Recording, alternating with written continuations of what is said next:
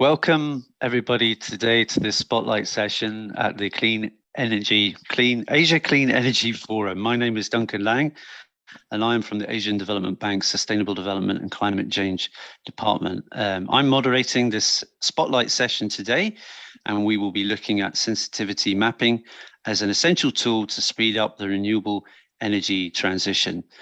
Going slightly off script, I have to say it's a real great personal pleasure to be here today. We first started discussing this back in 2017 between ADB and BirdLife, so it's absolutely awesome to be here at the launch today.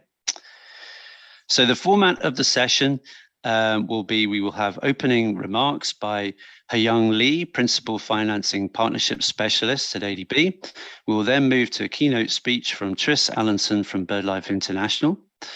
Then in response to the keynote speech, we will have a moderated panel discussion with Dr. V.K. Mathur, Chairperson for the National Biodiversity Authority of India, Patricia Zarita, CEO of BirdLife International, and Bruce Dunn, Director of ADB's Safeguard Unit.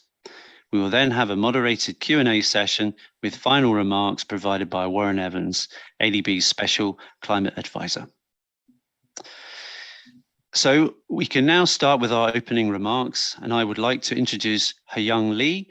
Hyung is our ADB focal for the Korean government's E-Asia Partnership and Knowledge Fund, which is administered by ADB. And through this fund, we gratefully received the funding to develop the AviStep tool. Hyung has had a distinguished career in the Korean Ministry of Finance in the area of international finance, bilateral economic cooperation, international trade and financial markets. And on top of working at ADB, Hyung also worked at the World Bank and the Korean Enterprise Institute, and notably in 2020, Hyung led the Korean delegation in successfully suspending developing countries' debt repayment requirements to official creditors to support them in the COVID-19 pandemic. Hyung, with that, I now turn over to you for your opening remarks. Thank you. Good morning and good day, everybody. Very nice to virtually meet you all. And Duncan, thank you very much for your very generous introduction. I'm Hyung Lee, Fund Manager of the Republic of Korea E-Asia and Knowledge Partnership Fund. Let me call it E-Asia Fund today in short. It is my great pleasure to have an introductory speech at Asia Clean Energy Forum 2022. The Republic of Korea E-Asia and Knowledge Partnership Fund was established in 2006 in ADB by the Korean government and has been supporting $15 to $20 million annually to promote digitalization and knowledge sharing in the Asia Pacific region. Recently, in response to the Korean government's climate change response strategy and ADB's climate bank vision, we are supporting as a top priority climate change mitigation and adaptation projects, particularly using digital technology. I hope this event to be an opportunity to raise awareness of the purpose and activities of the E-Asia Fund and interest in it. As you can see here, E-Asia Fund and the E-Sensitivity Mapping Project both begin with lowercase e, electronic, so that I believe the E-Sensitivity Mapping Project is the perfect fit for the purpose of the E-Asia Fund. Personally, I'm 100% sure that maximizing the production of renewable energy is the best way we know to save the Earth from climate change. But at the same time, minimizing the negative impact of renewable energy facilities on the environment is also a critical challenge. Imagine renewable energy facilities are endangering lives of already endangered species and damaging forests. Sharing my personal experience, Korea is a country where more than 70% of its land is covered with mountains and woods. But in recent years, I had to see many trees cut down and solar panels installed there dangerously on the hillside. I have felt the need to introduce an approach to construct renewable energy production facilities more systematic and environmentally friendly way. In that perspective, I believe e-sensitivity mapper, AVSTEP, is the best tool to spread renewable energy transition in a way that minimizes the negative impact on the environment. I'm very proud as a fund manager that eAsia Fund has supported financially developing the AVSTEP. I hope that AVSTEP will continue to accumulate new data and upgrade its system continuously, and by doing so, contributing greatly to the spread of environmentally friendly renewable energy facilities in the Asia-Pacific region. And once again, eAsia Fund promises to actively support efforts to cope with climate change using digital technology and knowledge sharing. And I ask for more of your interest in the Republic of Korea, eAsia, and Knowledge Partnership Fund. Let me stop here. Congratulations on the launch of AVSTEP once again. Thank you all for your attention. Thank you so much, Hyung.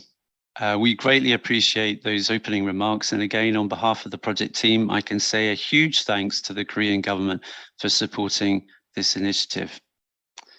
Moving on now to our keynote speech, I would like to introduce Dr. Tris Allenson from BirdLife International. Tris leads BirdLife's work on the impact of energy infrastructure on birds, and he is a world expert in the development of spatial planning tools to facilitate responsible energy expansion. Tris works closely with governments, international financial institutions, and the energy sector to ensure that avian data are effectively integrated within the renewable energy planning process. And he is the chair of the technical working group of the Convention of Migratory Species Energy Task Force. With that now, I turn to you, Tris, for your keynote speech. The floor is yours.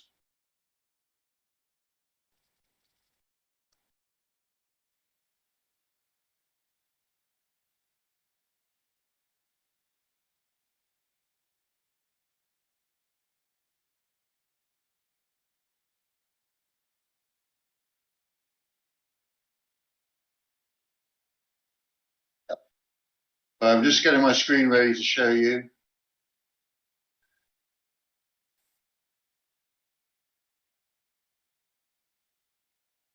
So hopefully you're now seeing my screen in full projection mode. So thank you, Duncan, for that introduction, and good morning, everybody. And it is just morning here in the UK for me. So apologies if I'm anything less than 100% coherent. It's a very early start to the day. But it's a really great pleasure to have this opportunity to introduce AVSTEP and launch it officially today. Thanks to the support from the eAsia Knowledge Partnership Fund, BirdLife and ADB have been working for more than 2 years developing this tool, and we're extremely proud of what we produced. AVSTEP stands for AVI, is avian, and STEP for sensitivity tool for energy planning.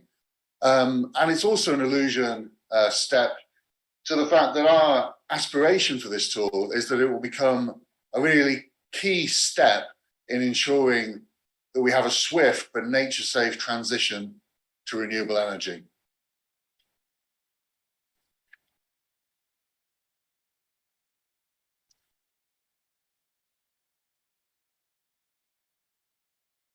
We are currently in an absolutely key decade in the transition to renewable energy. This is the decade where it's predicted that we will leave behind traditional forms of energy production, fossil-based forms of energy production, and where renewable energy will start to take over as the leading source of energy. And hoped by the year 2050, we will live in a world dominated by renewable energy.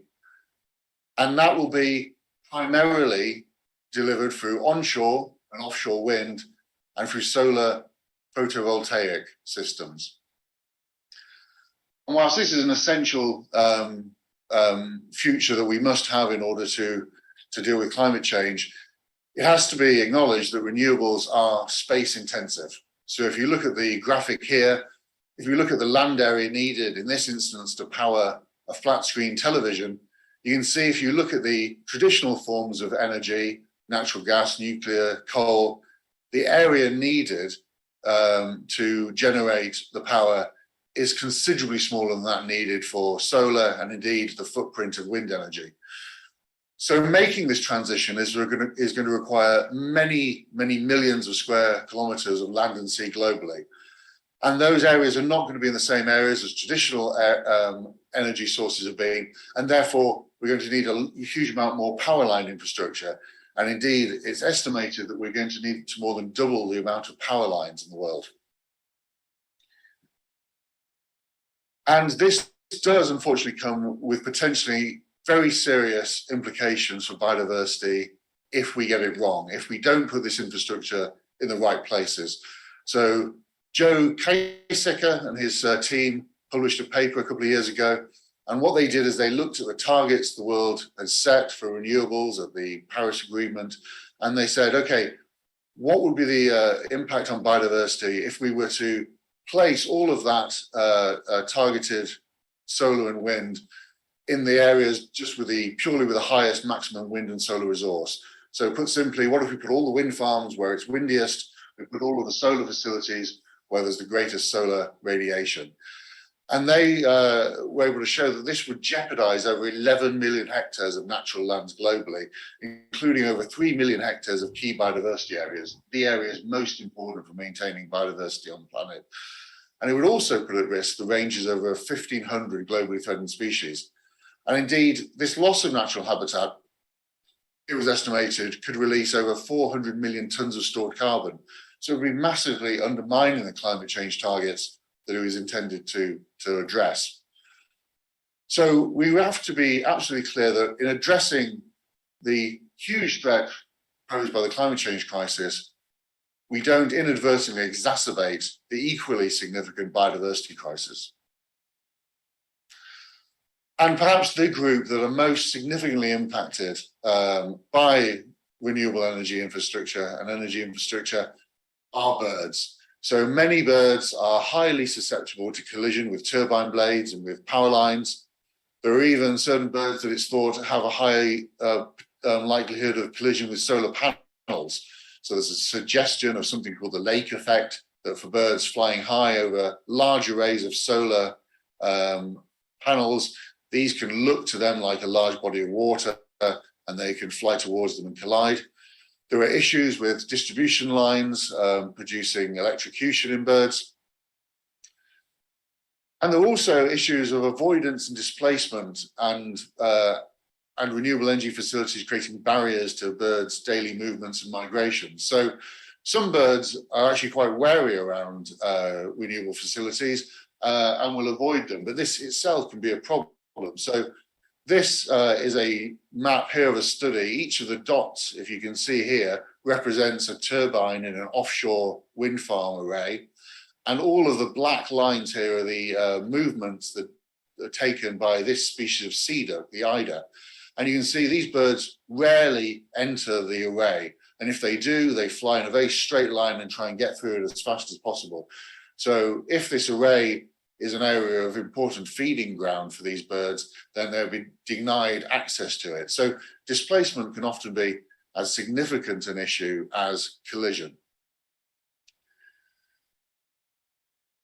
And what too often we see, particularly in emerging markets where there is weak nature legislation, is that renewable energy is targeted towards areas where it's believed to be easiest because these areas are perceived to be empty.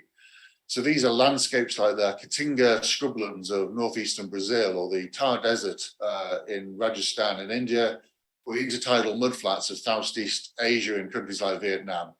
And these areas can seem like ideal locations, no competing land uses, easy to place the wind farms there. But these are all important ecosystems providing vital ecosystem services and also harboring incredibly rare species, many of them highly susceptible to energy infrastructure.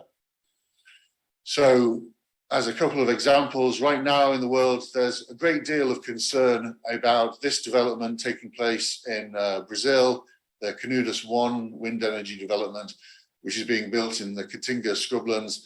And this is the only home in the world for this parrot, the Lear's macaw. This was a species that in the 1980s was reduced to less than 200 individuals. Conservation efforts have managed to bring it back from the brink of extinction, and there's now around 2,000 individuals, but it's still a very rare species, only found in this one area. And so great concerns about what the impact a wind farm will have here. An even more serious situation is that facing Great Indian bustard. So this is a species once widespread across India that for many reasons has declined. But now today, the single greatest threat and the single greatest cause of mortality for this species is collision with power lines associated with new wind and solar development. These are everything about these birds, their rapid flight, their weight. This is the world's heaviest flying bird. And the fact that they have a restricted visual field mean that this species is uniquely susceptible to collision with power lines. And indeed, it's estimated that we're losing 10 to 20 individuals to power line collision each year. And with the population in Rajasthan likely now to be probably no more than 100 individuals, unfortunately, extinction is looking both inevitable and imminent. And so we face this really tragic situation that before any species of bird has actually become extinct because of the impact of climate change, we risk losing a species globally because of poorly planned renewable energy. And that is both a tragic loss of iconic species and one of the iconic species of India, but it's also something which will be used by those people who remain detractors of renewable energy as an argument against the rapid expansion of renewables, which is something we need to avoid because renewables are essential. And I think the key message that I want to make is that those kind of impacts are not necessary. One of the great things about wind and solar, one of the reasons why we really should be embracing these technologies is that these are widespread, ubiquitous resources. So there is ample scope for us to avoid sensitive locations. Wind farms and solar facilities can be readily integrated into landscapes of low ecological value. So you can build wind and solar and continue to graze livestock beneath them. You can install wind and solar into areas of arable cropland and continue to grow crops. Lots of exciting new technologies around agrivoltaics. And you can integrate solar very easily into urban settings, industrial landscapes, through things like car parks, solar canopies, and the like. And so we can meet our energy targets and do so in a safe way. And even in India, recent research has shown, despite this country's really ambitious targets for renewables and the many competing land use demands in India, there are at least 12 times the land needed to achieve the country's solar and wind goals, simply by using degraded lands with low social and ecological value. So it shouldn't be necessary for us to sacrifice the Great Indian bustard in order to bring about the renewable energy revolution that we all want. So the question is, how do we go about ensuring that? And it seems key that the only way we're going to do this, and we're going to do it in the timeframe we need, is to consider birds and biodiversity as early as possible in the planning cycle.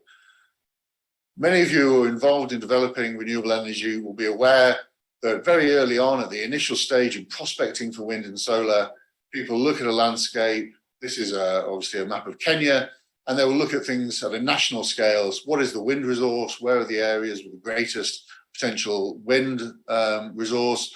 What's the geology, the topography? And what is the grid network? Where we'll be able to integrate energy into that? And what we're suggesting is that alongside those things, people also need to be considering the avian and biodiversity sensitivity. This is a sensitivity map we developed for the Kenyan government, which shows the sensitivity of birds and bats to wind energy. And by considering this environmental information alongside these other areas, that will enable us to optimized selection of sites and choose sites that both meet the wind and solar requirements, but also have low impact on biodiversity. And indeed, BirdLife has been at the forefront of developing these technologies. So it was BirdLife and BirdLife's partner in the UK, the Royal Society for the Protection of Birds, that first pioneered sensitivity mapping. So back in 2006, the RSPB, working with the Scottish Government, what was then Scottish Natural Heritage, developed this sensitivity map. And this map shows in the darker areas, those areas that would be more sensitive for wind development for birds and where development should probably be avoided, and the lighter areas where it was felt there was less sensitivity and wind farm development would be safe to proceed. And if you look today at where across Scotland wind farms have been developed, so each of these green and blue shapes is now an installed wind farm in Scotland, you can see that those areas that the RSPB helped predict were most suitable in terms of being least sensitive for birds, have to a very large extent been the areas that have been chosen in Scotland for wind development. And so sensitivity mapping and in Scotland, and Scotland is now sort of seen as a really key example of how to do renewable energy in a really sustainable way. And so the advantage of sensitivity mapping is that it provides biodiversity insight early in the planning cycle when development can very easily be steered towards low risk sites. And it actually helps speed up the renewable energy expansion by ensuring that fewer developments become embroiled in controversy or fewer sites need elaborate mitigation measures in order to make them viable. So by enabling development to be planned in a strategic and efficient way, we can actually optimize available space, and so that we can rapidly scale up renewable energy, but do so in a way that is achieved in a truly nature-safe way. And so that brings me to Avastep. So, as I say, supported by ADB and eAsia and Knowledge Partnership Fund, we have developed this tool. We've worked very closely with our BirdLife partners in India, Nepal, Thailand, and Vietnam, the Bombay Natural History Society, Bird Conservation Nepal, Bird Conservation Society of Thailand, and Viet Nature. And that's a really sort of key part of this work, is that being able to work with these local organizations who are truly the ornithological experts in those regions, we've been able to amass a huge amount of on-the-ground data, and also been able to really work with these partners to ensure that the assessments we are making are robust and provide an accurate reflection of the avian sensitivity within those regions.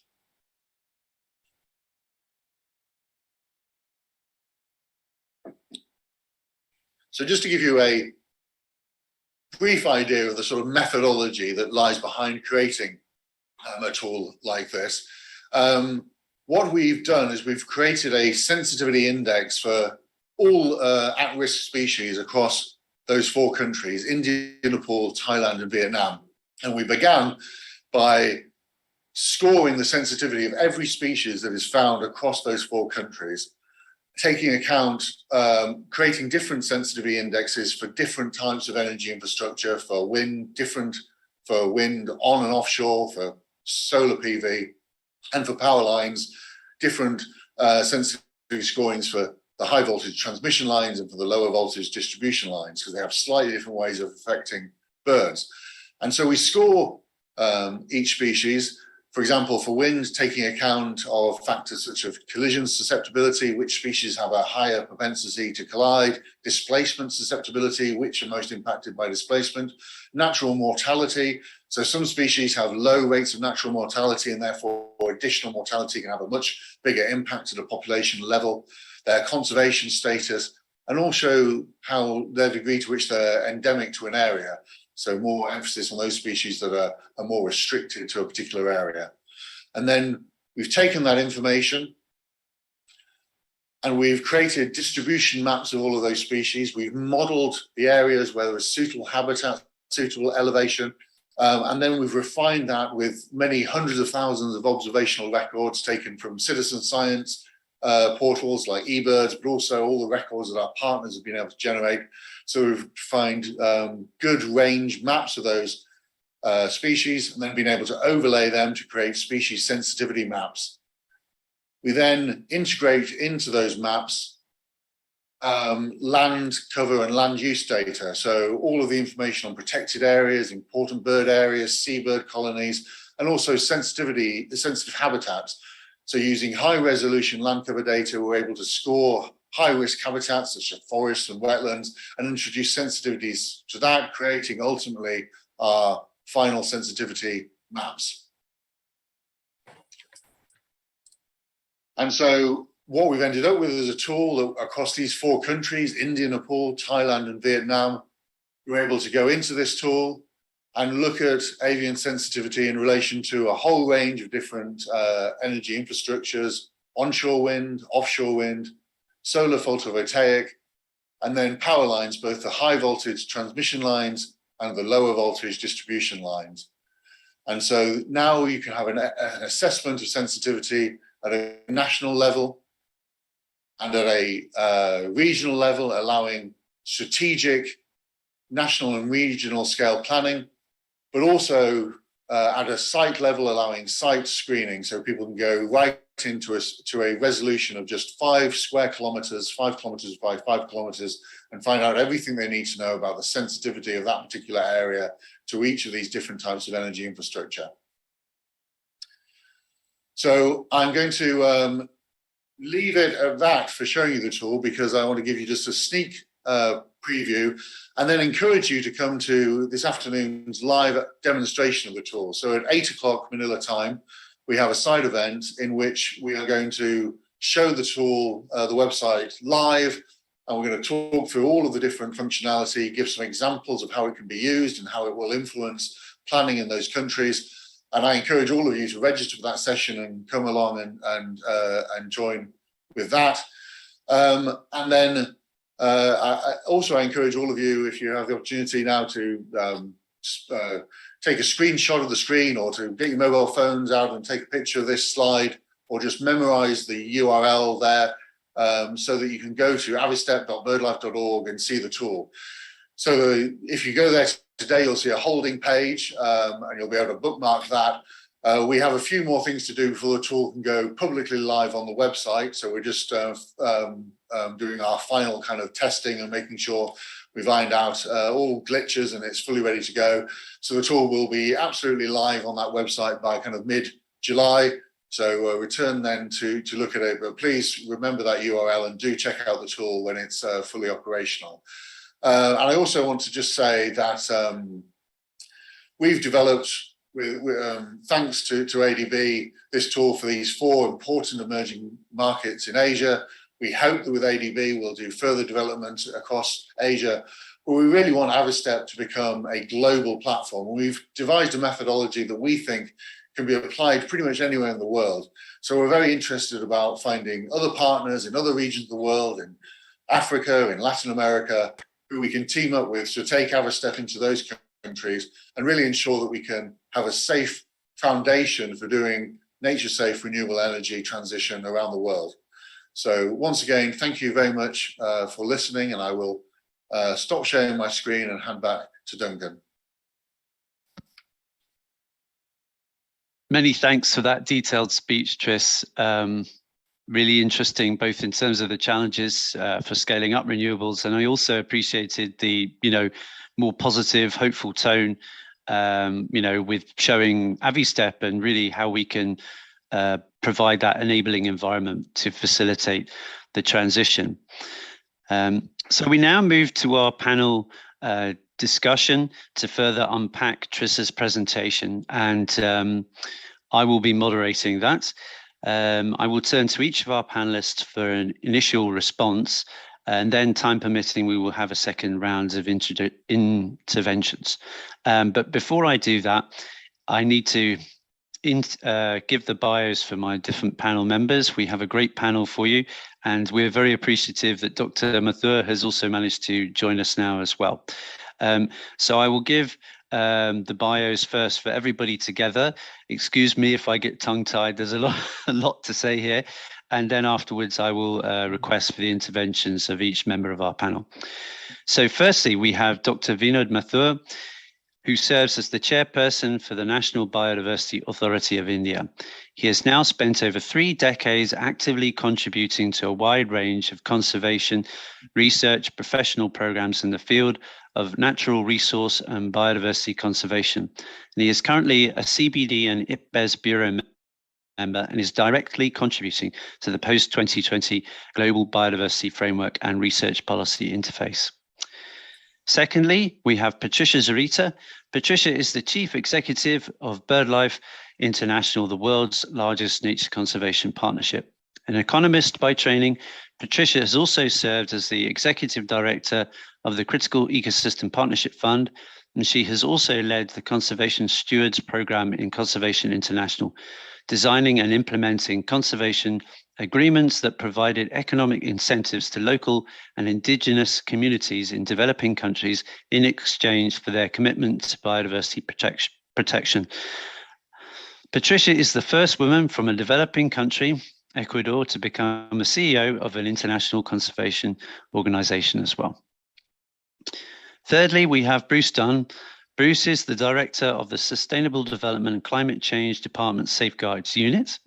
He coordinates on environmental and social safeguard policy issues for ADB across the bank. He is an environmental scientist with more than 20 years of experience in doing EIAs, natural resource management and biodiversity conservation. And Bruce is currently heading up the safeguard policy update for the ADB, which will go to our board in 2023. So now I've given you the bios for our panel. Let me first turn to Dr. Mathur for our first round of interventions. Dr. Mathur, in the context of India, can you provide us with some background as to the challenges being faced in trying to scale up renewable energy while still ensuring biodiversity is protected? And how can you see that potentially Avi Step tool may help improve the current situation? Over to you. Thank you, Duncan, for providing this great opportunity. I would begin by complimenting both the ADB and its partner, the BirdLife International, for coming up with a very important tool as we embark on a journey of harmonizing conservation and development. That is how I would like to place the context of today's discussion, that we need development of all kinds, energy in particular, but we also need to cater for the conservation imperatives. Now, it is true that renewable energy sector is growing at a tremendous speed in all parts of the world, including India. And the reason is that we want to reduce our carbon footprint. And if we want to do that, then we need to reduce the emissions. And that is what this context becomes very, very important. Now, I must also share with you that many times when we talk of renewable energy, and the English word itself, renew, means it can grow and it can sustain. And we often say that the renewable energy is both clean and green. Now, I just want to raise this point, whether it is clean or green needs to be very critically evaluated. This is a very, very important message. We should not mislead anybody. We should understand that what are the realities, what are the ground realities, and what is science telling us. That, I would say, is very, very important for us. Because limited studies, I worked for 33 years at the Wildlife Institute of India, and we were involved in many such studies. The studies are pointing out that there is a body of growing scientific literature which is saying that we cannot overrule or understate the collision mortalities which are likely to occur because of the infrastructure that we build while going in for renewable energy. So that is an issue.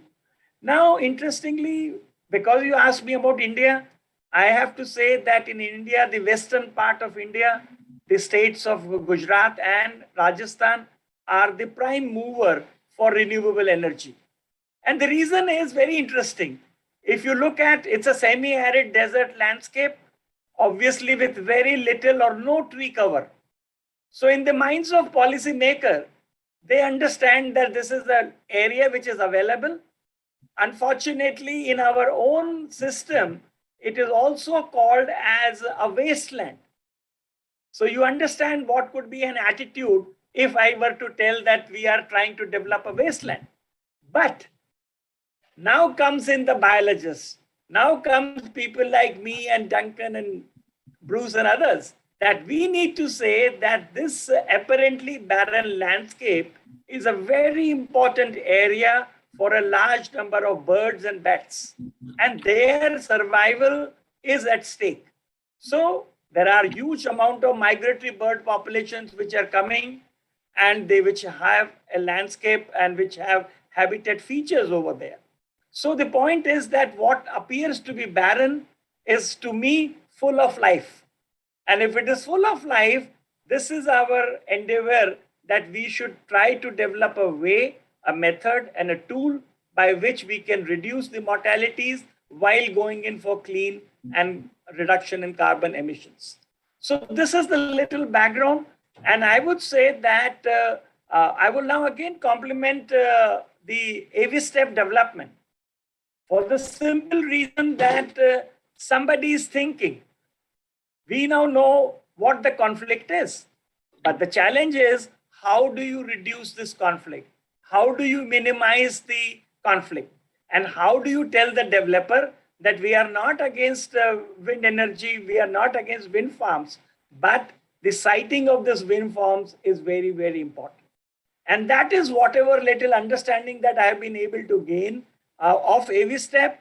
It's a tool which can map sensitive habitats. It can help planning. It can, as we many times in impact assessment, we call at upstream processes, because much before you actually land up in the field, and knowing that this is also being funded and sponsored by ADB, much before the bank, whether it is the Asian Bank or the World Bank, commits its money, this kind of safeguards have to be built in very early on. So now that is what my understanding, and I wanted to emphasize. But now I have to say a few things also. See, if you look at the current development of AV-STEP, it is based on published secondary information developed and gathered by BirdLife, by GBIF, by IBAT, and so on and so forth. Now, there is, as we many times say, the devil lies in the detail. As we look at the secondary data, we realize that the secondary data is good to begin with, but we must continuously improve that. The other reason I'm saying that these tools and these databases that I am talking of, whether it is of BirdLife or it is of eBird or whether it is of JBIF, they are largely catering to protected areas, national parks, sanctuaries, because that is where the scientists are going. That is where our researchers are going. But this landscape that I talked about, I don't say it doesn't have protected areas, it has, but there is a much wider landscape. 45,000 square kilometer of the Little Run of Kutch, which is a habitat for the greater flamingo and for the lesser flamingo, is going to be influenced as we go in for. So what is my suggestion then? That we must promote this tool, we must continue to develop this tool, but we need investments. We need investments of time, we need investments of effort, and we need to have much, much more evidence-based information before us. So now how it is going to come? Everybody wants money, researchers want money, they are willing to do. And I must say there is a growing movement in India now where young researchers are willing to sacrifice. And mind you, these are very harsh habitats, 45 degrees C to 50 degrees C. It's not easy for anyone to do these studies. So we need to create incentives. We need to support this research, and we get location-specific data. So obviously then the risk assessment that you are going to accomplish using AV-STEP will be much refined, much better, and much realistic. And that is my plea here, that when we talk to these people, I will come back again. I'm sure there will be a second time, another question to come. I will stop here, but I will definitely very strongly endorse this tool. At the same time, open up avenues for further research, for further investments, for further engagement. There are large number of bodies now in India which can be partnering with that. It's not only just one WII. There are huge number of agencies working in the deserts, in the semi-arid landscape. Once we start moving in, we need to develop local partnership. Mind my words, local partnerships are very important, because then only we will get the local specific data. And that is what will give us a much better handle of how this tool is to be used, what is its utility, and how we can accomplish the cherished goal of conserving and developing at the same time. So I will stop here, but wait for my other panelists and other esteemed people to come in over there. Definitely, we will do that. Okay. Thank you very much for that initial first remarks there, Dr. Mathur. Much appreciated. I think I will now turn to Patricia for a second question, and perhaps Patricia may also be able to give some feedback on the local partnership aspect, because that has been an important part of the development of AviStep, so we can expand on that a little bit. So Patricia, maybe in a sort of more global context, as you have a role in global bird conservation, are the problems in reconciling renewable ambitions and nature unique to Asia, or are they being faced elsewhere? And do you see sensitivity mapping as one of the best ways to globally speed up the transition, or do we need more drastic action to meet the Paris Agreement goals? And how do you see the involvement of local partners to be a key part of that process? Thank you. Over to you. Thank you.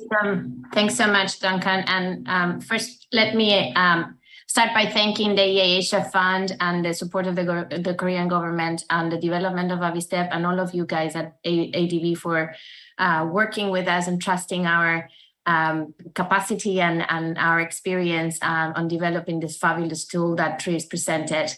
As you know, BirdLife International believes that a very fast nature safe and just transition to renewable energy is absolutely crucial in our race to reduce the speed of climate change. And as Dr. Mathur said very well, we have to speed this up to reduce our footprint, our carbon footprint. And it will enable us for a more sustainable future for all of us. But as you heard from Tris, unfortunately, the development of renewable energy is also creating conflict between development and nature. And it is not something that is only happening in Asia. It's actually something that is happening around the world. You saw the example of the Lier Macos area in the Caatinga forest in Brazil, for example. In Africa, we have a serious problem with vultures and birds of prey, where energy infrastructure is one of the key drivers of the raptor crisis. Populations are plummeting there. And I'm just going to mention that the problem here is not only birds. I mean, birds are just the tip of the iceberg. Birds are just the indicator of what's happening with the rest of nature. And we have to be very key, and Dr. Mathur mentioned it very clearly, that renewable has to be both clean and green. And to make sure that it is clean and green, we have to make sure that we remember that development can just not happen across the board wherever. It has to be analyzed so we don't make the same mistakes that we have done with the energy infrastructure in the past, and that we factor in the role of nature, not only for the production of this energy, but also for ensuring that it is sustainable and truly, as Dr. Mathur said, clean and green. So that's where we come in with AviStep, and I think it is our response on our effort of trying to make sure that we can truly speed up the development of renewables. As you said, as Tris said, and as you saw it from his presentation, having a tool like AviStep that is actually mapping out the potential risks and also the opportunities of where you can actually develop and roll out nature-safe renewables is actually going to make the transition a lot faster. So we are very much looking at the possibility of using the sensitivity analysis tool and our AviStep tool in a much wider geography, because it will only help us to ensure that it is going to be enabling a faster transition. And we are actually seeing it as an incredibly important tool, and when emergencies are happening. I mean, we're seeing right now with the crisis in the war, with the war in Europe, the role that the European Commission has in the rollout of the renewable energy plan, the Repower EU campaign, that is actually a response to the energy crisis caused by Russia's invasion of the Ukraine. And we know that by having a tool like AviSTEP available to the development of this will allow us to make sure that while we are reacting to what it is right now an emergency, we're doing it in a way that is actually going to be not only bird safe, but nature safe. Now, let me address the point about the local partnership, because Dr. Mathur, you said it very clearly, and this is one of the huge advantages of working with BirdLife. BirdLife is this partnership of a family of 117 organizations around the world. We're the largest partnership of civil society organizations in the planet working for nature. And we are very much depending, as Trish said, on the knowledge and the capacity of our partners on the ground to help us ground truth a lot of the information that is being actually put in the tool. So it's yes, absolutely, it's guided by secondary information, published information, but it's actually vetted and complemented by that local knowledge that our local organizations that are part of the BirdLife family have, and the legitimacy that they have because they are local, national, independent conservation organizations in their own right. So I think that combination of the science that we have with BirdLife and the local knowledge and the local realism and reality that the partners bring to the table help us develop a tool that is actually going to be a lot more viable and useful to guide a fast transition to renewables. And I think this is just the beginning of something that could be incredibly useful, not only for Asia, as I said, but for the world. So thanks again for allowing us to be here, and thanks a lot for the support developing this tool. Thanks for that, Patricia. That's really helpful remarks there, and good to kind of get a global view of the situation and where we need to go. So Bruce, if I can now turn to you, this is more of a sort of theological question, but for us in what we do you think that development banks need to start thinking about going beyond compliance? This is something that you and I look at on a daily basis. Do you think we need to be starting to think about financing projects that have net positive outcomes? Over to you. Well, thank you, Duncan, and it's great to be here today. And let me just start by, adding my congratulations. This is a great tool, and collaboration with BirdLife International, ADB, Korean government, and other partners is really fabulous to see. So well done. Now, coming to your question about going further, I would say simply that yes, absolutely. We do need to move forward much more comprehensively towards positive outcomes. We've relied a lot on the concept of achieving no net loss of biodiversity in our projects and through our safeguards, but actually in practice, this has been quite challenging to achieve. So we really do need to be much more ambitious, and we need to strive towards net gains and really positive outcomes for biodiversity. Now, why is this important? Now, of course, we know that we're facing multiple challenges, really challenges on an unprecedented scale, and other colleagues in this event have spoken about that. And, unless we're able to address some of these, we really are facing massive impacts to people in the economy.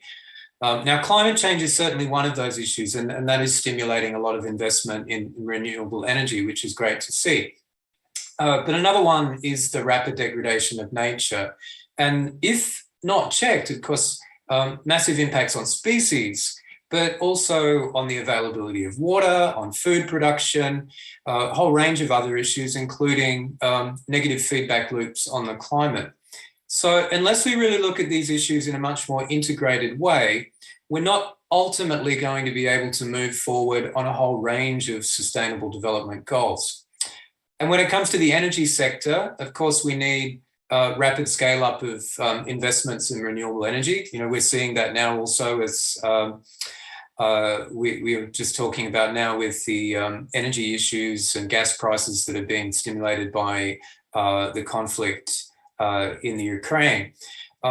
But we need to have renewable energy that's developed in a way that's sensitive to nature. You know, so we might call this, or I will call it, sort of the energy, climate, nature nexus. You know, we've spoken about the food, energy, water nexus, but I think this energy, climate, nature nexus is one that we need to focus on, and 80 Step is a tool that can obviously help us to do that. Now, development banks like the ADB can certainly play an important role, both in providing support and capacity for tools like this, but also in the direction of financial flows. This is why ADB, along with other multilateral development banks, have just committed last year at the last climate COP to supporting nature positive investment. And on the ADB side, we're seeking to take this forward. There's a few things that we are doing, including the development of a nature positive investment roadmap, which is intended to sort of set the direction of how we can integrate nature across our portfolio and our investments, and with supportive actions such as a natural capital lab and a financing facility, which is intended to build capacity and to catalyze financing. And of course, be remiss to not speak about safeguards, seeing that's my role in the ADB. You know, the safeguards really needs to complement this to ensure that projects, you know, when we come in at a project level, that they're going to align and support both the local and the global goals. And this really means having a much greater focus on avoiding impacts. And as you've seen from the presentation from Tris earlier, the 80 Step Mapper is a really great tool that can get in early in the planning stage and support that, actually even before we get into the project level safeguard issues. So thanks. I'll pass back to you, Duncan. Thank you for that, Bruce. Really good to kind of get the overview of where we're going at ADB, and hopefully that direction of travel is something that we can scale up in the next few years. So now going into our sort of second round of questions for our panel. Dr. Mathur, back to you. Do you think firmer regulation and following more stringent approval processes would be the most effective way to better manage risks, or do you think voluntary use of tools like AviStep can still be effective in avoiding impacts? Over to you. See, Duncan, I now speak with my years and years of experience in being part of the Government of India decision-making processes. And these processes are very complex. But my understanding is that when you try to introduce a new tool, when you try to introduce a new process, there is a lot of effort which is needed for awareness building. We need to tell to the people. This webinar today is perhaps the first step that I'm aware of that you are introducing it. And I think we need to reach out. We need to reach out first to the policymakers, the administrators, decision makers, and we need to reach out to the companies. We need to demonstrate that this is a tool which has worked or not worked, or it has helped in siting up of an industry, siting up a wind farm. And these were the challenges, these were the species at risk. But by building up scenarios 1, 2, and 3, we have been able to work out a better deal for both conservation and for environment. So my first step is that let's invest more time and effort in building up these awareness through webinars, through meetings, through in-persons, and so on. Prepare a lot of literature, reach out. For example, if in India we were to reach out to our industry, we have bodies like Confederation of Indian Industry, CII we call it. This is a group of industries which are at the forefront of pushing the Indian businesses which deal with biodiversity and biological resources. I am also part of that Indian Biodiversity and Business Initiative. And there are some 30, 35 odd CEOs who are part of that. So see, much of the talking has to be done, much of the understanding has to be developed, and then only we get to the next stage where we think that a regulatory framework will be better. And I will give you one example. 15 years ago, when we were telling to the world, our policy makers, that underpasses for tigers and overpasses for elephants are required, believe me, nobody listened. They just said that there are far greater issues. Mortality is not an issue. This is not an issue. We need highway development. We need 6-laning. We need to double up our railway lines. We need to build over there. Nobody listened. But we did not give up. We started in our own ways, containing our anger and frustration in the process. That's also very important, very natural, but you need to do that. I'm speaking from my experience over there. And we were waiting for the first underpass to be constructed. 4 years back, we got an opportunity. The National Highway Authority of India wanted to align a highway through a tiger reserve. And they sought WIA help, and we then mounted studies. We then collected information. We then worked to say that so many underpasses will be required. That will be the size, that will be the dimension, because you know the science part is very important. Where to site it, what will be the size, what would be the method, how would you monitor. We then put up large number of camera traps.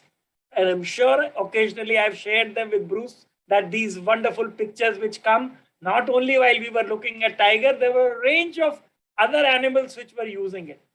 Now see what happens. This development caught the imagination of the very powerful surface transport minister. Very powerful minister. India is going like mad on highway development because that is where the economy needs to be pushed. When we made a presentation and gave him the tagline that this is a picture where a 6-lane is going, traffic moving at 100 plus kilometers an hour, and below them, the tigers are crossing. See, that single image did the wonders. And he said, if it can do it here, why not others? Then he started saying that, Dr. Mathur, your team should interact with our highway authorities. And then we approached our ministry. And I am very pleased to say that now our environment ministry has made it mandatory or regulatory in your words to submit a crossing over plan as a part of the decision-making process. So no road developer can now submit any plan for widening or new construction till he has addressed the issues of crossing over. The proposal itself will not be accepted. So what I'm trying to say that we need to move in a stepwise manner. If you now today push the legal aspect of it, I'm afraid there will be very few takers on that because it has not been tested, it has not been tried. As we always say in business, they let your product do the talking. So let us try and work out the AV step operations in 1, 3, 4 or more, either in India or in whatever countries you are operating with. We should document that evidence. We should then say that using this tool, this is what we have been able to do. So I'm not ruling out a regulatory framework. We must have it eventually, but only after we have been able to convince that this tool leads to cost saving, it leads to energy, the emission reduction, and it is a win-win situation. So till that time, we need to go slow, but keep our effort to promote the use of AV step, encourage companies to come over there and to say that. And also, if I may not be out of place to mention, also if we get a funding for our researchers to do this study to refine the data set. See, at a macro level, GBIF data is fine. But macro level, and micro level, we need to cater to both. So these are some of the things I would like to say.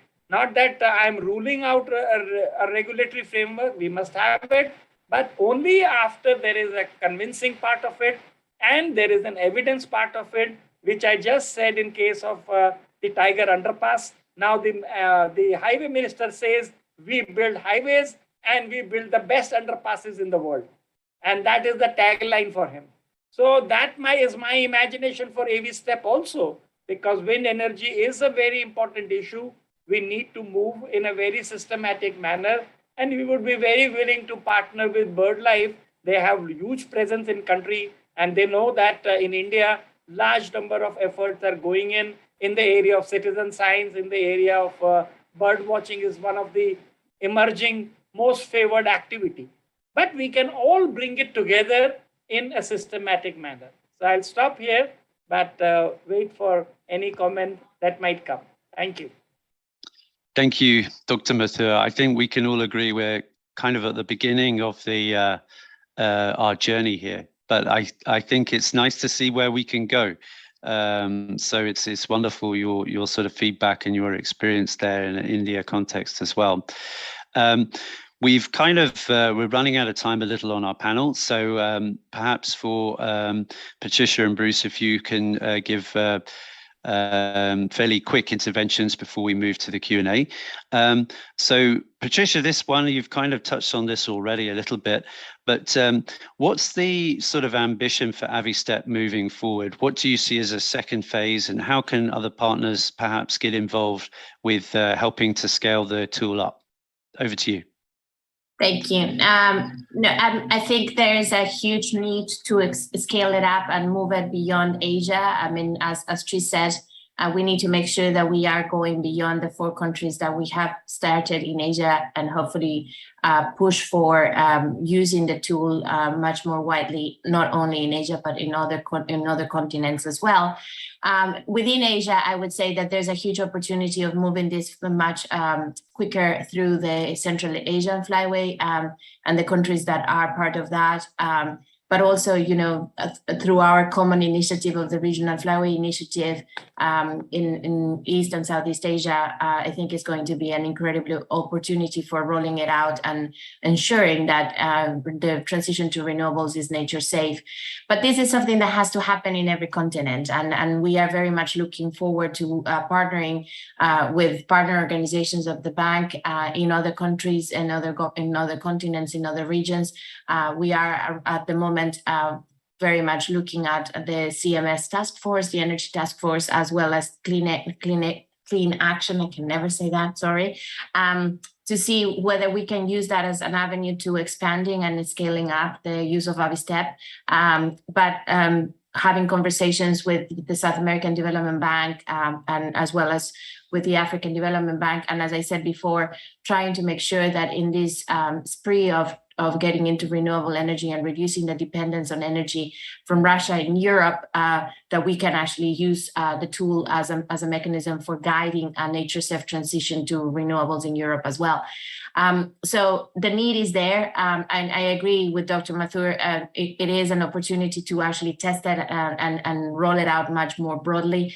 But I think it has to go hand in hand with regulation and as well with the opportunity and the vision, like the one that the Asian Development Bank has had of ensuring that we can push this into a wider landscape and a wider geography. So hopefully getting other regional banks to be as risk takers as the Asian Development Bank has been, as visionary and leading really the push for making sure that the transition to renewable energy is nature safe and just. So yeah, I think it has to be rolled out as quickly as possible everywhere, and we're very much at BirdLife ready to make that happen. The planet needs it, really. Thanks, Patricia. Yeah, I agree with you. The planet does need it, and it needs to be, as Dr. Mathur said, clean and green. I like that.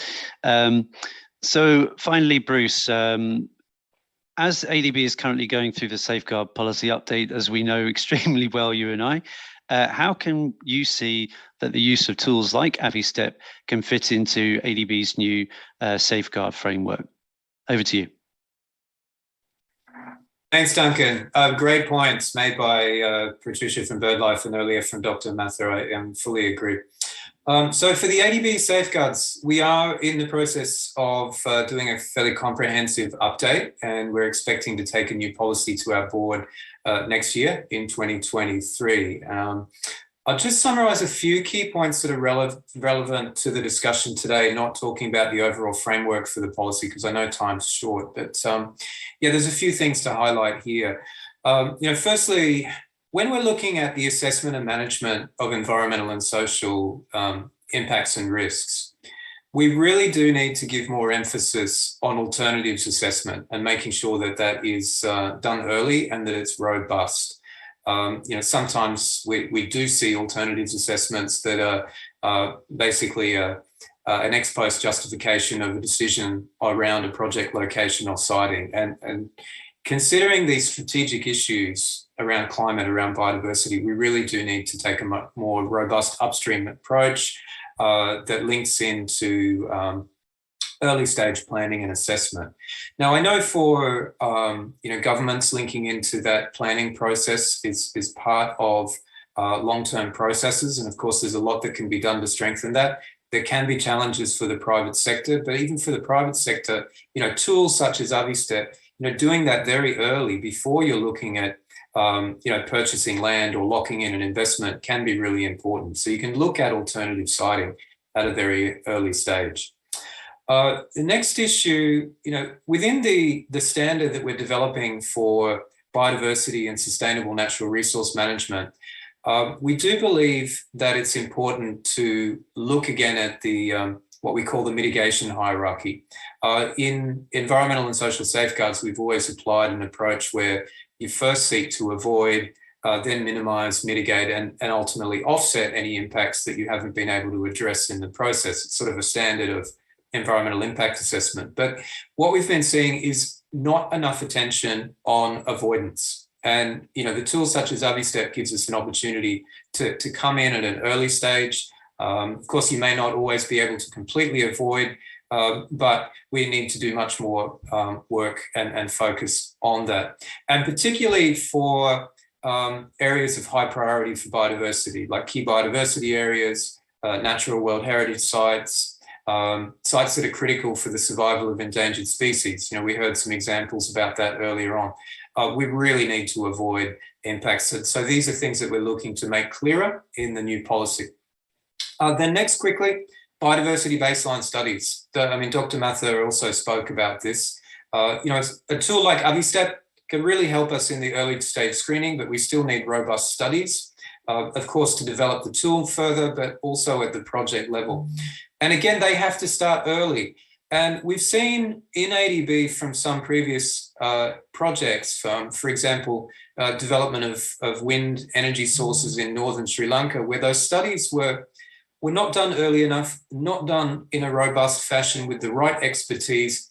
And what ultimately happened was lengthy delays in getting project design finalized, in getting financing in place. So robust studies done early can really help not only address the biodiversity risks, but really help to play a critical role in getting speedier investments. And that's something we do need because of the climate imperative. So, having those things work together is critical. And then, of course, moving forward, I'd very much like to encourage my colleagues working in the ADB to look at how we can further scale up the tool and also apply it in our projects. I think we've got a great opportunity to pilot this and see how we can take it further. So, I'm looking forward to that and continued great cooperation with BirdLife and other partners. Thanks, Duncan. Thanks so much, Bruce. And good to kind of get that context of where we are with the safeguard policy and, where we can maybe use the tool moving forward, and also the broader context of, how the tool could be used within our sort of normal business process, if you like. So we can now move to the Q&A session. Tris will also be joining us for that. and we've already got a number of questions from online participants. And what I will do is I will direct the traffic to our panelists, but I will also encourage any participants that are online as well. If you do have any further questions, feel free to write in as well.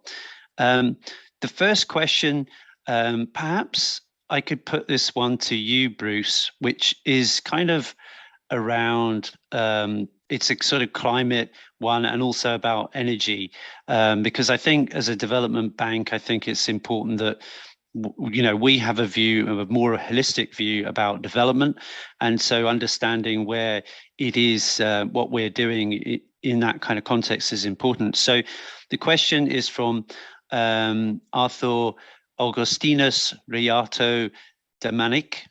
Excuse me if I say names wrong today, by the way, it's highly likely. Before we get into the key main core for renewable energy transition, is there another alternative, or are other right ways to achieve this? Because I have not seen the path yet. So I guess thinking about are renewables the path? I actually do remember listening to a presentation from Irene, which was actually saying that the number one thing we need to do is actually about more around energy efficiency. So do you think, what's your sort of context for us in a development, in development, and how do we need to focus on other things, or do we also need to do renewables? Over to you, Bruce, for any initial thoughts on that. Thanks, Duncan. It's a great question. So yeah, absolutely. I think it starts with managing energy demand, which is obviously something that we can all play a role on in our individual lives, but also, structural changes that provide incentives for reduced consumption of electricity, or for restructuring of industries to more efficient practices. So, the more energy that we can save tomorrow, the less installed capacity, save today, the less installed capacity that we obviously need to put in place. But certainly with the global projections of energy demand and challenges that we're facing in supply at the moment, as we look at downscaling coal-fired power stations, reduction in the availability of gas, we will certainly need more supply from renewable energies. But, so both are important. And that, again, underlies the need to get the planning stage right. Thank you. Thanks for that, Bruce.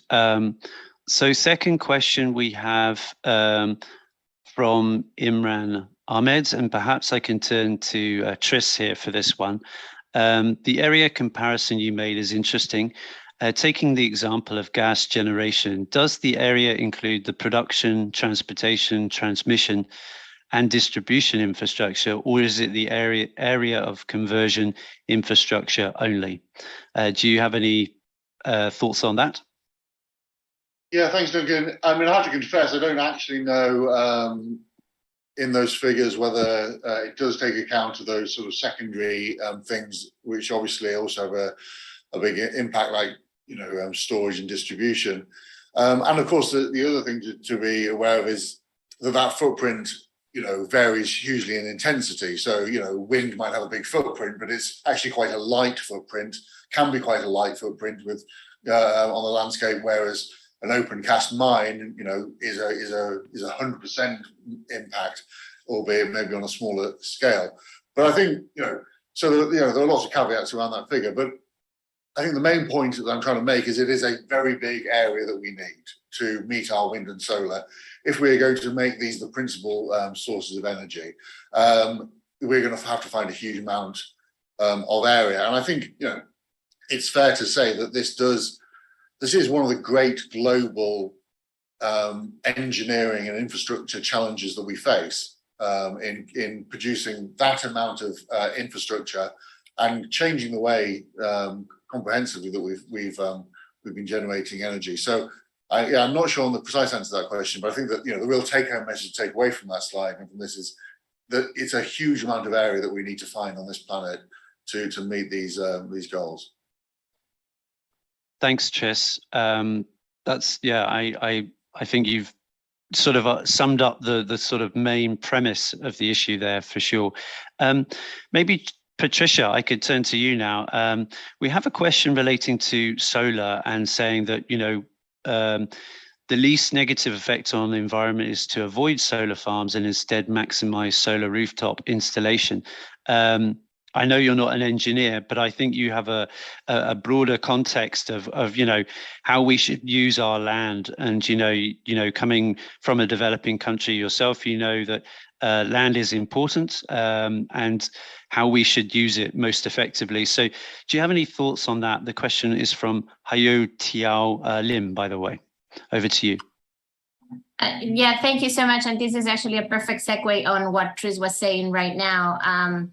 I think it is incredibly important to think about developing renewables and thinking about the value of land that we have right now. So looking into degraded lands that are not compromising by any stretch of or imagination the amount of energy produced, either for wind or for solar, looking into rooftops as the person who was asking the question, looking into those creative ways of really deploying that renewable energy capacity in a way that is not creating the same problems that we had with energy before. So factoring nature in the mix when we are making the decision. And I think that's the central point of Avistep, is how do we make sure that we make this transition to renewable energy as fast as possible, but as nature safe as possible, so we don't end up creating more problems than what we are resolving. So I think it is that creativity and that really, when developing this and when being an engineer, which I'm not, is really thinking not only about, okay, how many panels can we deploy on this land, but actually what is the impact that will have on nature, and how do we make sure that we reduce and minimize the impact to as much as we can.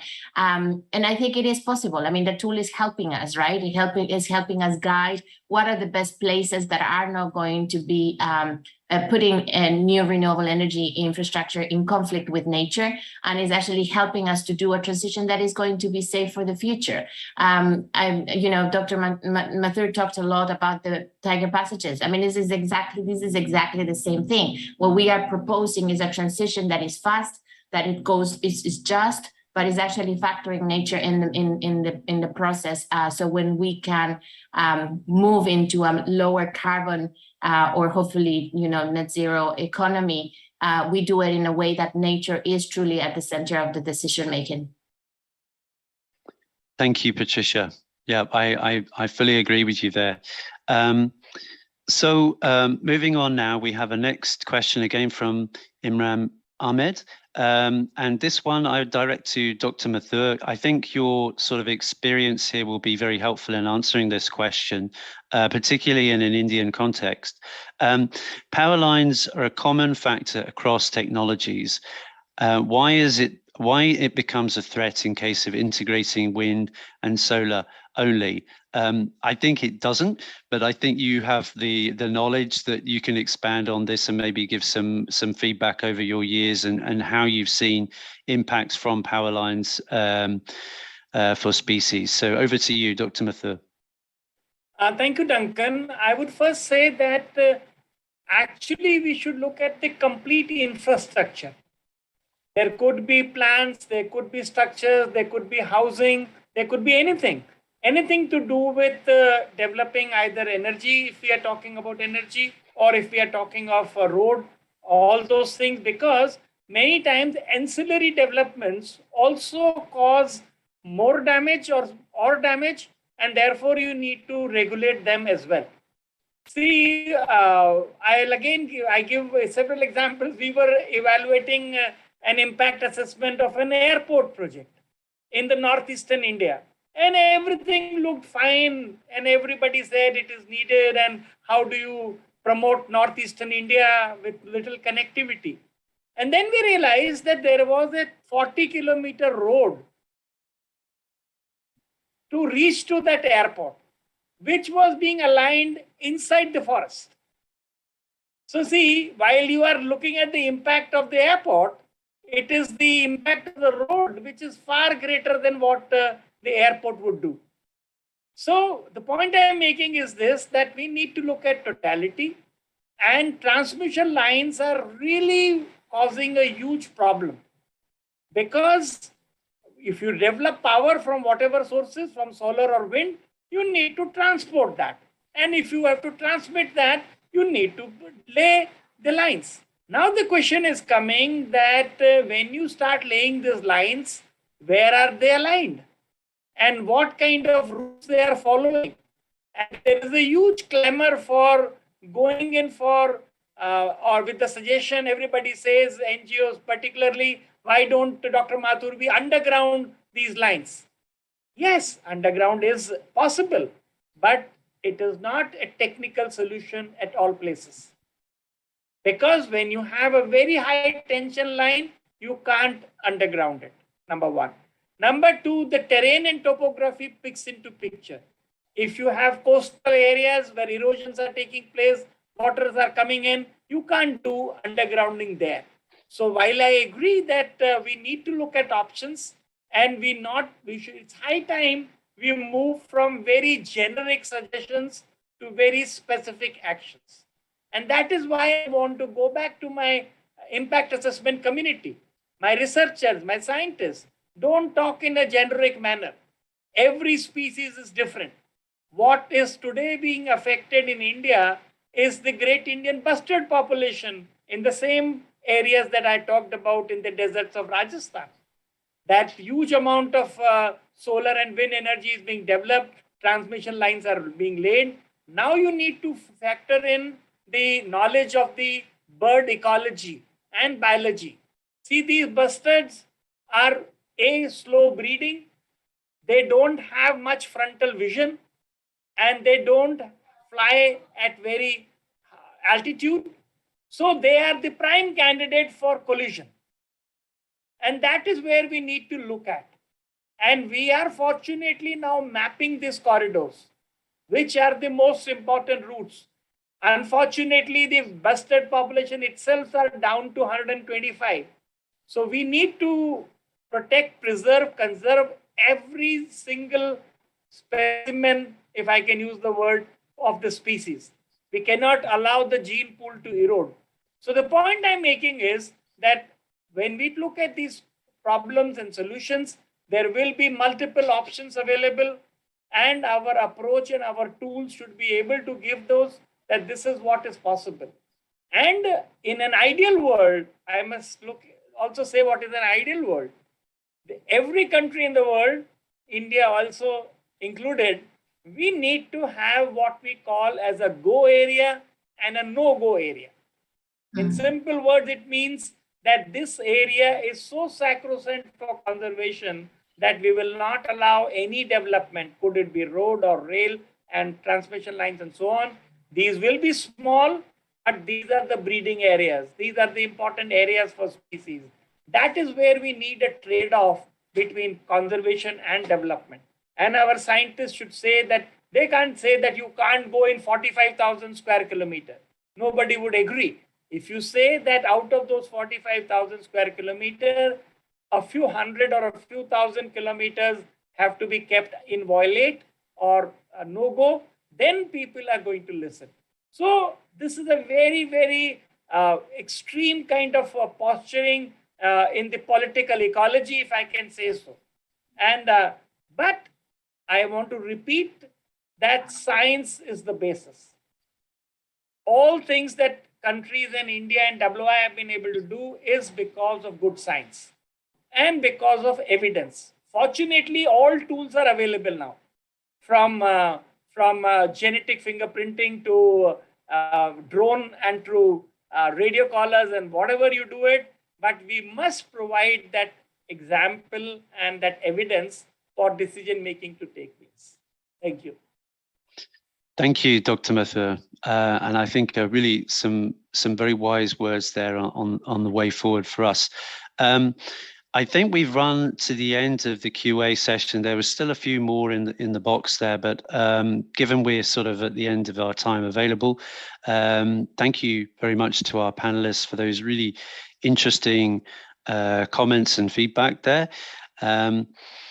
we can now move to our closing remarks. So for this, we have Warren Evans, and Warren has 41 years of sustainable development and climate change experience from multilateral development banks, private organizations, and other international organizations. He has worked as a director at both the World Bank and at ADB, looking after safeguards and sustainable development. He also led the establishment of the World Bank's Climate Investment Fund, and when he returned to ADB in 2017, he came in as the special project facilitator for our accountability mechanism. But Warren thought that this wasn't enough and he wanted to do more. So he took on a role in the lead up to COP26 as a bit of a special climate advisor promoting climate initiatives. And he's been also doing that over the last couple of years. So Warren, that's your introduction. Over to you for some closing remarks, if you wouldn't mind. Thank you very much. Thanks very much, Duncan. And, I think just over 40 years is okay. That extra year doesn't count. Look, it's really a pleasure to be able to follow such an excellent panel and also the introductory PowerPoint from Tris. AV Step is something that we've been talking about for a long time, the need for something like this. And in fact, I'll come back to that in a minute. But I first want to thank the Korean East Asia or eAsia Fund for supporting this. They're supporting a lot of really interesting, innovative things in ADB right now, and that is really critical for us trying to move the bar a little higher on some of the challenging issues that we're dealing with, like renewables. Also, thanks to BirdLife, Patricia and the team. This has been by all counts, been a great partnership, and really happy to see the product coming out, and we'll be even happier to see it being applied. So but I got to go back in time a little bit. I think it was about 2009 when I was the environment director at the World Bank, and I was so happy because we finally had the climate investment funds, which meant that we had concessional finance. We could start scaling up renewable energy, and we had our first big wind energy project coming up. And Gary Alport from BirdLife International bangs on my door and informs me that this ain't such a good idea, that the first big wind farm project that we were looking at, we hadn't done our homework, and it was going to have serious impacts on both migratory and resident birds and on the local bat population. And so we, BirdLife has been a good pressure point for the international organizations for a long time. And so we took a step back and actually did do quite a bit of analytical work, and hopefully substantially strengthened or improved the design of the project. But we didn't have a tool like EviStep. We didn't have anything that allowed us to systematically look at what the potential impacts were going to be, and particularly in siting. The siting was already done. The horse was out of the barn. It was too late. So the site was already there. That was a good example of trying to do good, but potentially causing irreversible long-term adverse impacts, which is not what we're in business for. Fast forward to today, the reality is that the implementation of renewables is going to accelerate. It's going to accelerate time-wise. It's going to accelerate scale-wise, and so we need to apply the kind of analytical tools like EviStep now, and we need to strengthen the due diligence at a very early stage, as the panelists were talking about. Upstream analytical work. we definitely need better data. We always need better data. But I think that with the challenge that we've got on the rapid implementation of wind and solar in particular in the coming years, we've got to at the same time invest an adequate amount of energy and funding in better data, using local resources, strengthen local NGOs to support this, but do that upstream enough that we really do have the kind of information we need to have proper siting of these facilities, and then we need to also make sure that the budgets are there to monitor the actual impacts, because there's still a lot to be learned on how effective this planning is. And so we can't just apply the tool and then wash our hands and say everything's going to be okay. It's not. We really need to carefully monitor the impact of these projects as they go forward, and learn lessons from those in real time and make adjustments as we go. So I think this issue of data quality and detail is real. And we've got to make sure that we adequately resource this, and through partnerships like with BirdLife and others to make sure that we do, as we grow our portfolio of renewables, we also grow our knowledge of and toolkit to make sure that we're doing this in a sustainable way. And then I guess the last thing I'll say is, Bruce was talking about scaling up our nature positive investments. Renewables are going to be a big part of that. And so, we've got ADB as an institution can't afford to first off, we don't greenwash, and we can't afford to make serious mistakes that make us look like we're greenwashing. So we've really got to get this right from the outset. And I just want to thank again the team and BirdLife and the ADB team that pulled this together, and all the other partners that worked on this. It's a huge step in the right direction. I think it's not our first step, but it's certainly not our last step. So we've got a little ways to go. We got to keep pushing while we scale up the renewables, because that's absolutely essential to deal with the climate challenge that we've got, and the energy security issues that we have in a number of countries. So finally, there was also just a last point. Somebody asked from Mongolia how they could participate. We'll make sure that you get the name of our country director, and you feel free to contact him directly. He's very tuned into this. We're doing a lot in Mongolia on nature positive investment, on nature-based adaptation to climate change. So certainly the door's open to partner with national, local NGOs on issues like this. And so Mongolia is just one example. We're happy to do this in all of our partner countries. So with that, again, let me thank the organizers, and Duncan, thanks for inviting me to give the closing remarks. And we look forward to rolling this out and applying the tool in the near term. Thank you very much. Thank you, Warren. That's greatly appreciated, those closing remarks. They're really good. And thanks for stepping in there as well to also help with our colleague with the project's potential opportunity in Mongolia. So I can now bring the session to a close. I just wanted to give a few acknowledgements.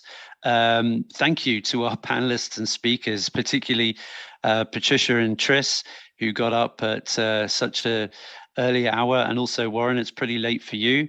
Thank you to our audience. I really appreciate your attending today, and those who contributed to the Q&A. Sorry if we didn't get to your questions, but we did have a bit of a limited time. Thanks to the eAsia Fund and the Korean government for supporting the initiative. Thank you also to the BirdLife team, Tris, Juan, Dingley and Sue and Patricia, as well as the BirdLife partners in the different countries. Thank you also to the ADB team who helped me, Maya, Victor, Isao, Beatrice, and Bruce and Chingfeng, my bosses as well. And thanks also to the ASEF team who've helped allow us, Dr. Nam and his team who've allowed us to showcase the AVICEP today. And a special thanks to Emma Marsden. If you're listening, Emma, you were the one who started the wheels turning on this back in 2017. So a big thanks to you. And lastly, just a reminder, if you are interested to learn more, we do have the live demo session at 8 p.m. tonight. I know it's a bit late for those in Asia, but maybe in Central Asia or India, it will be a better time for you, and you'll get to see the full functionality of the tool, which will be facilitated by Beatrice, with Tris doing the demo, and I will give a bit of an intro. So with that, I can bring the session to an end, and thank you so much for your time today.